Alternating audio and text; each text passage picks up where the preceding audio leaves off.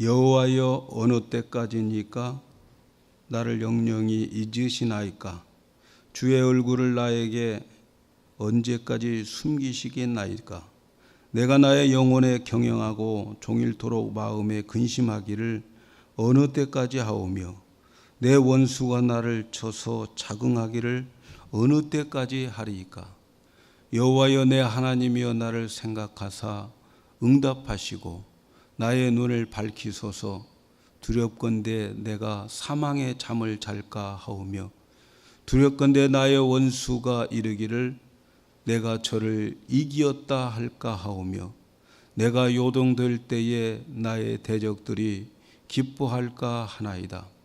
나는 오직 주의 인자하심을 의뢰하였사오니 내 마음은 주의 구원을 기뻐하리이다. 내가 여호와를 찬송하리니 이는 나를 후대하심이로다. 아멘. 할렐루야. 오늘 제목은 이해할 수 없는 하나님. 그럼 믿음은 이해할 수 없는 하나님을 믿는 것이 믿음입니다. 오늘 또 이해할 수 없는 하나님, 이 제목을 가지고 말씀을 나눌 때에 큰 힘과 또 믿음이 생기는 귀하고 복된 시간 되기를 축복합니다. 우리가 믿는 하나님은 천지를 창조하시는 하나님입니다. 하나님 천지 창조하셨어요. 그리고 우리가 믿는 하나님은 우리를 사랑하십니다. 우리를 얼마나 사랑하시느냐? 독생자 예수 그리스도를 못 박아 죽이면서 우리를 살리신 그런 하나님입니다. 이렇게 전능하신 하나님이 자기 아들을 십자가에 죽게 하시면서까지 우리를 사랑하시는 그 하나님이 우리를 사랑하고 계시는데 때때로 우리 성도들의 삶 속에는 도저히 이해할 수 없는 일들이 일어나고 이해할 수 없는 고난과 시련들이 우리에게 만나게 될 때가 많습니다. 아무리 생각해 봐도 이해할 수 없는, 참으로 이해할 수 없는 고난과 역경을 우리가 만나게 됩니다. 마치 하나님이 안 계시는 것처럼, 계신다고 해도 무능하신 것처럼, 전능하여도 전혀 우리를 사랑하지 않으시고 우리에게 관심도 애정도 없는 것처럼 보이는 일들이 우리들에게 얼마나 자주 그리고 많이 일어나는지 모릅니다. 이럴 때 우리는 신앙의 회심을 갖게 됩니다. 시험에 들게 돼요. 오늘 다윗의 시는 바로 이러한 이해할 수 없는 어려움을 당하고 있을 때에 지은 시입니다. 그의 삶 속에 도저히 그런 일을 당할 수 없고 이런 일은 아무리 생각해 봐도 이해가 되지 않는 그런 일을 다윗이 당하고 있어요. 그리고 그 당하는 일들이 끝이 보이지를 않는 거예요. 그래서 오늘 우리가 읽은 말씀 1절과 2절에 있는 말씀을 보면은 어느 때까지입니까? 어느 때까지입니까? 이 말을 4번이나 해요. 어느 때까지 이 끝이 보일 겁니까? 얼마나 답답하고 얼마나 그의 당하는 일들이 괴로우면 이제는 될까 저제는 그칠까 했는데 그치지 않아요. 그래서 어느 때까지입니까? 라고 이 4번이나 이렇게 외치는 것을 보면은 다윗이 당하는 어려움이 얼마나 힘들고 절망적인 것이었는지를 우리는 짐작할 수가 있습니다. 아마 오늘 또 여러분들 가운데에 당하는 시련과 역경 속에서 다윗과 같은 이런 똑같은 질문을 하시는 분이 많이 있을 줄로 압니다. 물론 오늘 여기에 계시는 여러분들에게는 없을지 몰라도 제가 CD를 이제 배포하고 또 많은 사람들에게 CD를 듣는 사람들이 생각할 때에 나의 이 고통은 지금 마치 다윗과 같겠구나라고 생각할 사람들이 참 많을 줄로 믿습니다. 그래서 오늘 말씀에 보니까 1절 2절에 보니까 여호와여 어느 때까지니까 나를 영영히 잊으셨나이까? 주의 얼굴을 나에게 언제까지 숨기시겠나이까? 내가 나의 영혼에 경영하고 종일토록 마음에 근심하기를 어느 때까지 하오며 내 원수가 나를 쳐서 자긍하기를 어느 때까지 하리이까? 어느 때까지? 어느 때까지? 다윗은 믿음의 사람입니다. 지금까지 하나님을 의지하고 믿음으로 잘 견뎌왔던 사람들. 그런데 어려움이 계속되고 끝이 보이지 않으니까 믿음을 잃어가고 있고 더 이상 견딜 수 없는 상태까지 오게 되는 거예요. 이제 나의 믿음이 바닥이 나고 있으며 자꾸 마음에 하나님께 대한 불신앙과 의심의 고개를 쳐들어 들고 있는 그 모습을 보는 거죠. 도대체 하나님은 어떤 분인가? 하나님은 이해할 수가 없고 이해가 되지 않습니다. 때로는 우리에게 당하는 일들이 도저히 이해되지 않는 일을 당할 때가 있어요. 우리는 이때 생각합니다. 왜 전능하신 하나님이시고 사랑의 하나님이시고 사랑이 풍성하시는 그런 하나님이신데 우리에게 나에게 이런 일을 당하게 할까? 이해가 안 될 때가 참 많아요. 그래서 하나님께 어느 때까지입니까?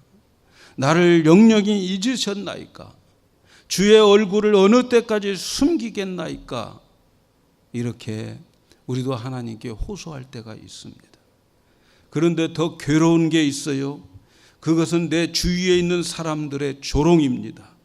나 혼자 하나님을 기다리는 건 좀 쉬울 것 같아요. 그런데 우리는 이 세상에서 혼자 사는 게 아니에요. 그래서 우리가 하나님의 도움을 기다리는 동안에 주위에 믿음 없는 사람들은 우리가 하나님만 바라보고 인간적인 방법을 사용하지 않는 것을 어리석다고 생각하고 조롱하고 있는, 그리고 비웃고 있는 거예요. 나 혼자 어려운 것은 참을 수 있는데 주위에 있는 사람들이 자꾸 조롱하고 충동질할 때 더 참기가 어렵고 더 괴로운 거예요, 여러분. 그래서 내 원수가 나를 쳐서 자긍하기를 어느 때까지 하리까? 어느 때까지? 이렇게 호소하는 거예요. 여기서 원수는 멀리 있는 사람이 아니에요. 예수님도 원수는 가까이 있다고 그랬어요. 나의 가까이 있는 사람들, 나와 함께 있는 날마다 만나는 사람들이 원수예요. 여기서 말하는 원수는 나와 가까이 있기는 있는데 나와 생각이 다르고 살아가는 방식이 다른 사람들을 원수라고 그러는 거예요. 가까이 있지만 원수가 많아요. 나는 믿음으로 살려고 하는데 옆에서 초치는 사람들 많이 있잖아요. 다 원수라는 거예요. 그래서 예수님은 진짜 원수는 너희 가족에 있다 이렇게 말하는 거예요. 믿음으로 살려고 하는데 제일 방해되는 게 가까이 있는 사람들. 그 사람들이 조롱하는 거예요. 그들은 어떻게 생각합니까? 지금 내가 하나님을 기다리고 있는 것을, 하나님의 때를 기다리고 있는 것을 믿음이라고 생각하지 않고 게으르다고 생각하는 거예요. 그것을 믿음으로 생각하지 않고 무능한 것이라고 생각하는 거예요. 그리고 하나님은 너같이 무능하고 게으른 사람은 절대 도와주지 않을 거라고 조롱을 하는 거예요. 이러한 조롱은 하나님을 믿고 하나님을 기다리는 자들에게는 엄청난 상처가 됩니다. 엄청나게 믿음의 상처를 받게 되는 거예요. 그리고 자기 자신이 이제 초라해지기 시작해요. 무능하게 느껴집니다. 진짜 나는 무능하구나. 나는 아무것도 할 수 없구나. 믿음의 사람들은 하나님이 하라고 할 때 해야 되고 하나님의 때를 기다려야 되고 그 때를 몰라요. 그래서 기다리고 있는데 내 주위에 있는 사람들은 조롱한단 말이죠. 그건 믿음이 아니야. 그건 내가 능력이 없는 거야. 내가 무능한 거야. 내가 게으른 거야. 그래서 자기 자신이 정말 초라하게 느껴질 때가 있다는 거죠. 그러나 여러분, 우리가 생각해야 할 것이 있습니다. 하나님은 정말 우리에게 무관심하고 계시느냐는 거예요. 하나님은 졸지도 아니하시고 주무시지도 아니하시는 하나님이라고 말씀합니다. 졸지 아니하시고 주무시지도 않는 하나님, 그 하나님이 우리에게 무관심하시겠냐는 거예요. 왜 하나님은 졸지 않고 왜 주무시지 않겠습니까? 이 표현은 뭐예요? 우리에게 관심이 없다는 말입니까? 관심이 있다는 말입니까? 우리는 생각을 해야 돼요. 그럼에도 하나님이 가만히 계시는데, 관심을 가지고 가만히 침묵하고 계시는 것, 거기에는 반드시 하나님의 뜻과 계획이 있습니다. 우리는 그 뜻과 계획을 이해할 수가 없어요. 그러나 분명한 것은 하나님의 침묵은 절대로 우리에게 무관심한 침묵이 아닙니다. 그런데 하나님은 너무 힘들고 어렵고 고통스러울 때 그 하나님의 침묵 속에 있는 사람들은 하나님은 나를 버렸다고 생각하는 거예요. 그런데 성경은 하나님은 절대로 버리지 않았다, 이렇게 말씀합니다. 이사야 49장 14절 이하에 보니까 오직 시온이 이르기를 여호와께서 나를 버리시며 여호와께서 나를 잊으셨다 하였거니와 여인이 어찌 그 젖먹는 자식을 잊겠으며 자기 태에서 난 아들을 긍휼히 여기지 않겠느냐. 그들은 혹시 잊을지라도 나는 너희를 잊지 않을 것이다. 내가 너를 내 손바닥에 새겼고 너희 성벽이 항상 내 앞에 있으니 내 자녀들을 속히 돌아오게 하고 너를 헐며 너를 황폐케 한 자들을 너를 떠나게 하리라. 우리 하나님께서는 우리에게 절대 버리지 않는다는 거예요. 인간은 자기가 낳은 자식도 버릴 수 있어요. 요즘 버린 자식들 많습니다. 그러나 하나님은, 인간들은 자기가 낳은 자식을 버릴지라도 하나님은 절대로 버리지 않으시고, 하나님은 항상 우리의 이름을 당신의 손바닥에 기록해 놓고 계시고, 우리가 사는 그 성벽을 항상 눈앞에 보고 계신다, 이렇게 말씀하십니다. 우리에게 어떤 어려움이 있다 할지라도 하나님 버리지 않는다는 거예요. 사랑하는 여러분, 지금 우리의 상황이 아무리 어렵고 힘들고 고통스럽고 환난에 있다 할지라도, 하나님이 그런 가운데 침묵하고 계시다 할지라도 여러분들은 절대로 믿음을 버리지 마시기를 바랍니다. 하나님은 나를 절대로 버리지 않습니다. 내 이름은 하나님의 손바닥에 기록되어 있음을 여러분 믿으시기를 바랍니다. 앞으로 여러분에게 어떤 어려움이 온다 할지라도 하나님 여러분 버렸기 때문에 어려움이 온 것이 아니라 하나님의 깊은 계획 속에, 우리가 이해할 수 없는 계획 속에 있기 때문에 나에게 어려움이 오고 힘든 일이 올 것입니다. 그러나 그때에 여러분 이 믿음을 버리지 마시기를 바랍니다. 하나님은 나를 절대 버리시지도 않고 잊어버리지도 않았다는 사실을, 이 믿음을 꼭 지키시기를 축복합니다. 그렇다면 우리가 어렵고 힘들고 하나님이 떠나버린 그런 느낌이 들 때에 우리는 어떻게 해야 할까? 여러분, 그것은 고난과 역경 속에서 침묵을 느낄 때에, 하나님의 침묵 속에서 우리는 하나님 앞에 솔직해야 됩니다.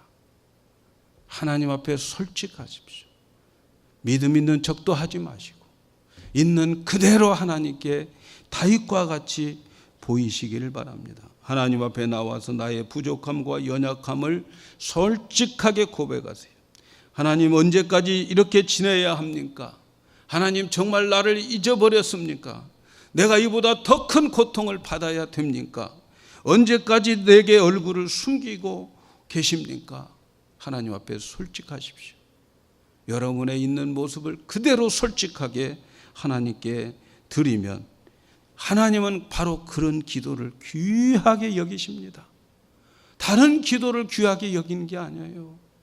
그 하나님 앞에 진실함과 그 솔직한 기도를 귀하게 여기고요, 그런 기도를 드리고 나면 나도 모르는 사이에 내 안에서 뭔가 믿음의 기운이 막 올라오기 시작하는 거예요.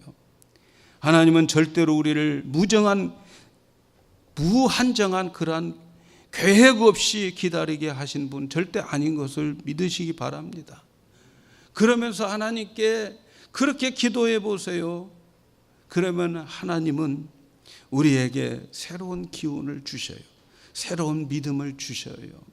아직 환경은 변하지 않았지만 그러나 이길 수 있도록 새로운 생각과 새로운 마음을 주십니다. 여러분, 하나님 계획 없이 우리를 기다리게 하시는 분 아니에요. 왜냐하면 하나님은 우리의 연약함을 너무 잘 알아요. 그리고 우리가 무한정으로 우리를 내버려 두면 우리가 죽는다는 거 알아요. 이대로 가게 되면 망한다는 거 하나님 더 잘 아십니다. 하나님이 지금도 아무것도 하지 않는 것처럼 보이지만 분명한 것은 침묵 속에 하나님 일하고 계심을 여러분 꼭 믿으시기를 축복합니다.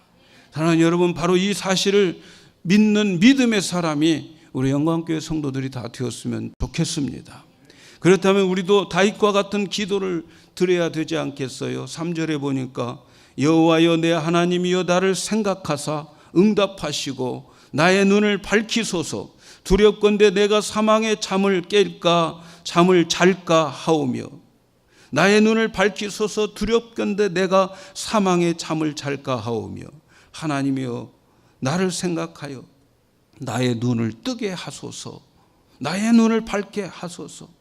여기서 나의 눈을 밝게 하소서라고 하는 게 뭡니까? 정말 이해할 수 없는 하나님의 그 주시는 고난과 역경, 환난, 이 모든 것들, 이 침묵 속에서 나의 눈을 밝게 해서 정말 하나님이 원하시는 것이 무엇인가를 깨닫게 해달라고, 하나님의 그 깊은 뜻을 알게 해달라고 기도하는 것이 아니겠습니까? 우리가 고난과 환난을 당할 때에 나를 향한 하나님의 뜻을 모르기 때문에 우리는 그 고난과 환난 속에서 괴로운 거예요. 그러나 그 고난과 환난을 주시는 하나님의 그 뜻을 알고 정답을 알면 오늘 나에게 당하는 이 고난은 우리는 견딜 수 있고 참을 수 있고 이겨낼 수 있습니다. 왜냐하면 이 고난 속에 하나님의 놀라운 계획과 뜻이 있기 때문에 그런 거죠. 여러분, 우리는 욥기서를 통해서 욥을 잘 압니다. 욥은 정말 하나님이 알 수 없는 고난을 그에게 허락해 주시잖아요. 그는 이유 없는 고난을 받습니다. 수많은 고난과 시련, 이런 것들을 통해서 그가 하나님의 침묵 가운데에서 많은 생각을 하면서 그의 속사람이 성숙해지게 되는 거예요. 여러분, 하나님이 우리에게 고난을 줄 때 하나님 침묵하는 가운데 여러분의 지성은 엄청나게 높아지고 여러분의 속사람은 엄청나게 넓어지는 그런 스케일을 갖게 됩니다. 왜냐하면 그런 속에서 많은 생각을 하게 되는 거예요. 그 많은 생각을 하면서 그 고난 속에 이유 없고 알 수 없는 고난, 알 수 없는 하나님이 다스리는 그 욥의 삶 속에서 다윗은 생각해내는 게 하나님의 뜻을 알았어요. 나의 가는 길은 지금 나는 모르지만 하나님은 아신다. 그리고 그가 나를 이렇게 고난과 훈련과 단련 가운데 있게 하시는 것은 결국은 나의 믿음을 점검과 같이 만들기 위함이라고, 그는 하나님의 고난의 의미를 알았어요. 그래서 욥기 23장 10절에 나의 가는 길을 오직 그가 아시나니 그가 나를 단련한 후에 내가 정금같이 나오리라. 이해할 수 없는 고난과 환경을 당하고 있지만 하나님의 사랑, 그것에 대한 믿음의 고백을 하고 있잖아요. 다윗도 하나님께 기도할 때에 하나님의 인자하심을 의뢰하고 기도했어요. 하나님의 인자하심에 소망을 두고 기도했어요. 다윗은 하나님의 성품을 믿었어요. 하나님의 사랑, 하나님의 인자한 성품을 믿었어요.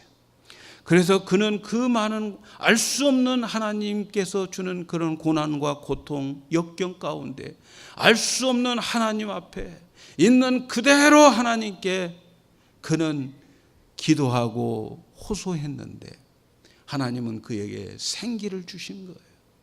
그 생기가 뭐냐? 하나님을 의뢰할 수 있는 믿음을 주시더라는 거예요. 그래서 다윗은 5절에 이렇게 기도합니다. 나는 오직 주의 인자하심을 의뢰하여 싸우니 내 마음은 주의 구원을 기뻐하리로다. 내가 여호와를 찬송하리니 이는 나를 후대하심이로다. 다윗이 이해할 수 없는 고난과 역경 속에서 솔직하게 마음을 하나님께 털어놓았을 때에 하나님께서는 그의 마음에 믿음의 생기를 부어 주십니다. 그것은 하나님의 사랑을 믿게 하는 거예요. 여러분, 기도는 하나님을 움직이게 하는 힘이 있습니다. 하나님의 의무는 우리의 기도를 응답해 주시는 거예요. 우리의 의무는 기도하는 거예요. 우리가 기도할 때 하나님은 응답해 주셔요. 우리가 어떤 기도를 드려도 하나님은 반드시 듣고 계시고 반드시 응답해 주십니다. 비록 우리가 원하는 시간에 우리가 바라는 방법대로 응답하지 않더라도 기도하는 자에게는 사랑의 하나님이 전지전능하신 능력으로 반드시 우리를 인도하고 계심을 믿으시기를 바랍니다. 다윗은 이해할 수 없는 고난과 역경 가운데서 하나님께 기도할 때 모든 환난, 모든 당하는 그러한 그 환경들은 당장 변화되지 않았습니다. 환경 변한 거 없어요. 기도했다고 환경 변한 거 없습니다. 그러나 환경은 변화되지 않았더라도 그의 마음과 생각과 영적인 상태와 믿음은 분명히 변화되었습니다. 하나님께 기도할 때 하나님의 사랑을 더 의뢰하게 되었고 환경이 변화되어지지 않았지만 마음의 구원을 기뻐하면서 이미 이루어질 것을 확신하면서 찬양이 먼저 나오더라는 거예요. 지금 내가 가는 길 나도 이해할 수 없고 내 주위에 있는 사람들은 오히려 조롱하고 있지만 반드시 하나님은 후대하실 것이다. 이것을 믿었어요. 그리고 마지막은 하나님 찬양하면서 환경 변하지 않았지만 그 믿음 가지고 하나님 찬양하면서 이 시를 마무리합니다. 사랑하는 여러분, 지금 다윗은 엄청난 고난과 역경 속에 있습니다. 그의 인생의 지금의 모습이 단편적으로 보면 불행한 것 같고 참 안 되었습니다. 그가 당하는 고난과 억울함과 배신당하는 모든 것들 모두가 불행의 연속인 것 같이 보입니다. 그러나 다윗의 인생을 살펴보면 다윗의 인생 전체를 살펴보면 이스라엘 역사에서 다윗만큼 성군이 없고 이스라엘의 모든 민족 사람들이 다윗을 부러워하고 다윗의 후손이 되기를 원하고 있고 다윗과 같은 사람이 되기를 원하고 있다는 사실을 잊지 마시기를 바랍니다. 무슨 말입니까? 우리의 인생을 단편적으로 잘라서 보지 말자는 거예요. 고난을 당하는 그 시점만 끊어서 생각하지 말고 여러분 인생 전체를 보면서 힘을 얻자는 거예요. 고난과 시련 속에 있는 지금 내가 이해가 되지 않고 믿음의 사람들의 그 모습 속에서 힘들고 어렵지만 그러나 믿음의 사람들의 일생 전체를 보자는 거예요. 처음부터 끝까지 인도하시는 하나님을 보자는 거예요. 그렇게 인생을 늘어놓고 보면 그때그때 고난은 하나님의 지혜였고 그때그때 당하는 시험과 역경은 하나님의 사랑이었음을 우리는 깨닫게 된다는 거예요. 다윗에게 고난과 역경 그 모든 억울한 삶이 없었다면 어떻게 온 이스라엘 사람들이 부러워하고 이스라엘의 성군이 되었을까요? 어떻게 자자대손 존경받는 인물이 되었을까요? 제가 성경에서 가장 좋아하는 인물 가운데 한 사람은 요셉입니다. 요셉. 네. 저는 요셉을 참 좋아해요. 제가 언젠가 우리 아들을 놓고 기도하는데 하나님은 이 요셉의 비전을 주셨어요. 그래, 우리 아들은 요셉과 같이 될 것이다. 저는 그런 꿈을 꾸고 살아가고 있습니다. 네. 아멘 안 하셔도 나는 믿어요, 여러분. 네. 그래서 저는 우리 아들의 요셉과 같이 분명히 이 나라의 어려움을 극복하고 민족을 구원할 사람으로 될 것을 나는 늘 기대합니다. 단편적으로 생각할 때는 부족하고 실망될 때도 있어요. 그러나 인생 전체를 보면 하나님 그렇게 해주신다고 약속해 주셨고, 제가 받은 자녀들에 대한 비전이니까 그렇게 될 줄로 저는 믿어요. 요셉은 인생을 단편적으로 보면 말이죠, 얼마나 많은 고생과 역경과 배신과 억울함을 당했습니까? 너무너무 그의 인생은 정말 비합리적인 인생을 살았어요. 그는 하나님께 비전을 받은 사람이에요. 13살 때 비전을 받았어요. 형들보다도 높고 아버지보다도 높고 형통한 비전을 받았어요. 그러나 그는 그런 비전을 가지고 있음에도 불구하고 형들에게 오히려 시기와 미움을 받아서 노예로 팔려가고 보디발 장군 집에 가가지고 종살이를 하게 되는 거예요. 아버지의 특별한 사랑을 받고 형제들이 입지 못하는 채색 옷을 입고 지내던 귀공자가 요셉이 하루아침에 노예가 되어버린 거예요.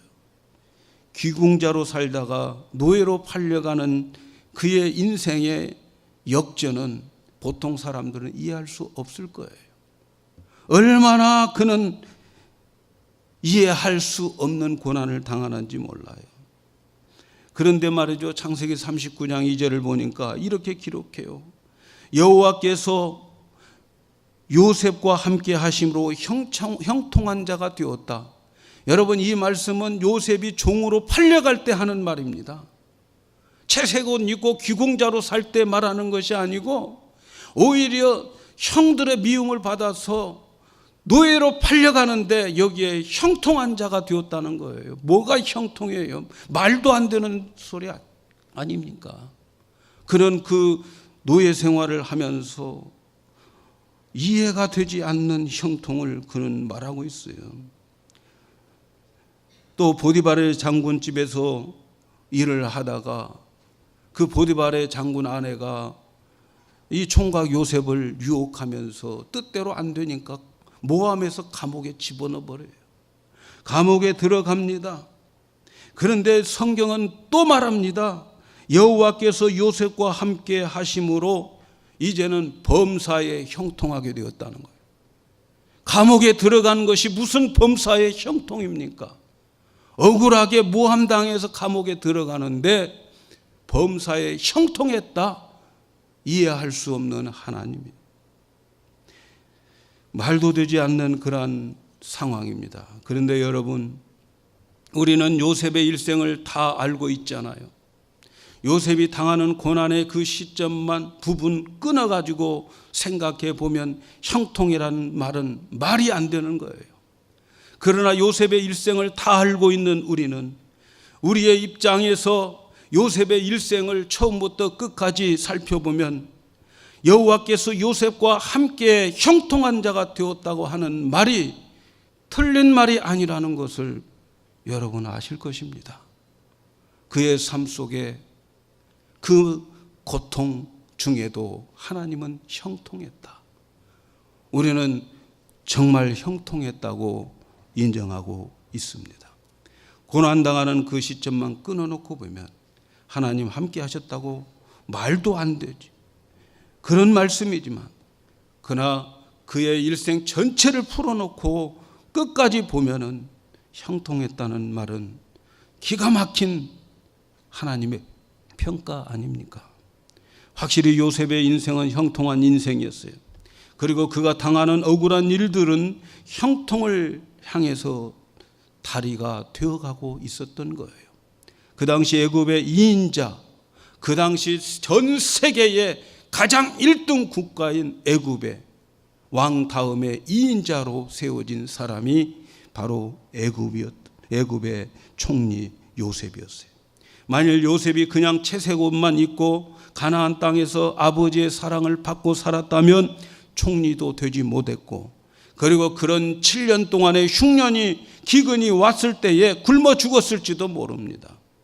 당시에 형들에게 팔려갈 때 이해할 수 없었지만 형들이 팔았기 때문에 애굽에서 팔려갔고 애굽에 팔려갔기 때문에 보디발의 집에 들어갔고, 보디발의 집에 들어갔기 때문에 감옥에 들어가게 되고, 감옥에 들어갔기 때문에 궁전에서 생활했던 술관원을 만나게 되고, 그리고 그 술관원을 만남으로 인하여 애굽 왕의 꿈을 해몽해 줌으로 인하여서 애굽의 총리가 되었던 것입니다. 그는 몰랐어요. 하나님의 침묵 속에서 이해 안 됐어요. 이해할 수가 없었어요. 그러나 이제 그의 인생을 펼쳐놓고 보니까 노예로 팔려간 것도, 억울하게 감옥에 들어간 것도, 그의 일생을 펼쳐놓고 보니 하나님의 이유가 있었고 하나님의 지혜가 거기에 있었던 거예요. 사랑하는 여러분, 저는 바둑을 잘 못 둡니다. 아다리 정도 합니다. 아다리보다는 조금 더 알아요. 근데 한국에 있을 때 가끔 바둑 큰 그 기사가 있으면, 대결이 있으면 바둑 텔레비에 보여줘요. 그때 이렇게 저는 가끔 보기는 보지만 이해가 안 가요. 왜 그 바둑알을 거기에 때 뒀는지 저는 몰라요. 그런데 중계하는 사람들 보면요, 다 끝났는데도 처음부터 끝까지 다 그걸 놓는 거예요. 그러면서 해석을 해주는 거예요. 왜 거기에 바둑을 포석했는지 저는 몰라요. 그러나 몇십 수 후에 보면은 그 포석은 위대한 작전의 포석이었어요. 저는 겨우 아다리 알고 조금 더 아는 내 실력으로 그 바둑을 중계하는데 이해할 수 없고 두는데 이해할 수 없지만, 그러나 나중에 해석해 주는 것을 보면은 그렇게 포석하는 것이 기가 막힌 수였다, 이런 것을 깨닫게 될 때가 있습니다. 겨우 아다리 아는 사람이 구단의 수준을 어떻게 알겠습니까, 여러분? 그런데 여러분, 우리의 인생도 그런 것 같아요. 우리 인생을 처음부터 끝까지 다 알고 계시는 하나님이 가끔 우리를 고난과 역경의 자리에다가 포석할 때가 있어요. 지금 다윗의 고난과 역경도 멀리 보시는 하나님의 포석일 수도 있어요. 여러분, 기독교의 믿음은 이해할 수 없는 하나님을 믿는 거예요. 만일 여러분이 하나님을 다 이해하고 믿는다면 하나님은 여러분의 종속자가 될 겁니다. 여러분은 하나님보다 더 높은 사람이 될 거예요. 그러나 우리 기독교의 믿음은 이해할 수 없는 하나님을 믿는 거예요. 그 하나님의 사랑을 끝까지 믿고 끝까지 가는 거예요. 죽을 때에도 믿고 가는 것입니다. 다윗은 당장 그 순간에 괴로워서 이해할 수 없는 하나님, 그 하나님께 솔직히 부르짖었어요.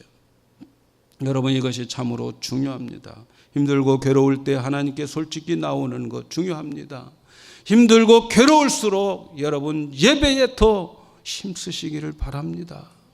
힘들고 괴롭고 일이 생겼기 때문에 예배 안 드리는 것이 아니라, 그런 것이 있기 때문에 주님 앞에 나와서 솔직하게 내어놓는 것이 축복받는 비결이에요. 하나님께 솔직하게 나올 때 하나님은 그의 예배를 귀중하게 보시고 그의 기도를 귀중하게 보시고 새 힘을 주십니다. 눈을 뜨게 하십니다. 하나님의 사랑을 믿게 하십니다. 그 사랑을 의지하게 합니다. 믿음은 하나님이 주시는 선물입니다. 하나님은 당신께 부르짖는 자들에게는 반드시 믿음을 주어요. 여러분, 하나님이 일하시는 원칙이 있습니다. 그것은 우리의 믿음만큼 일하는 거예요.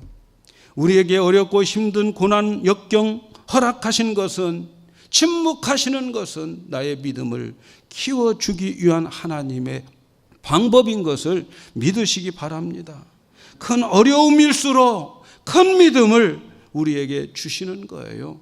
하나님이 가만히 계시고 침묵하고 계시는 것은 우리의 믿음을 더 키워가지고 그 믿음으로 세상을 이기라고 우리에게 침묵하고 계시고 기다리고 계시게 되는 겁니다.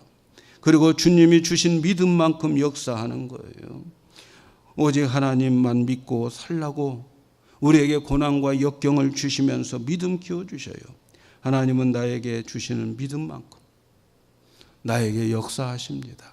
그래서 믿음을 자꾸 키워주는 거예요. 힘든 일, 감당하기 힘든 일, 여러분 감당하기 힘든 일을 여러분 당했습니까? 세상이 감당할 수 없는 믿음을 주시기 위한 것임을 믿으시기를 바랍니다. 지금 당장 내 앞에 안 보여도 실망하지 마시고, 지금 이해가 안 되고 고난과 역경이 있어도 낙심하지 마시고, 지금 하나님을 이해할 수 없지만 다윗과 같이 인자하신 하나님을 믿고 솔직하게 하나님께 고백하면 하나님은 나에게 믿음의 생기를 주셔서 믿게 하시고 찬양케 하시고, 그래서 마지막 날 요셉과 같이 후대하시고 다윗과 같이 후대하는 그런 인생을 우리가 맛보게 될 줄로 믿습니다. 기도하겠습니다. 하나님 아버지, 감사합니다. 우리에게 하나님의 말씀을 깨닫게 하시고 이 말씀 주시면서 오늘 또 우리는 이해할 수 없는 하나님,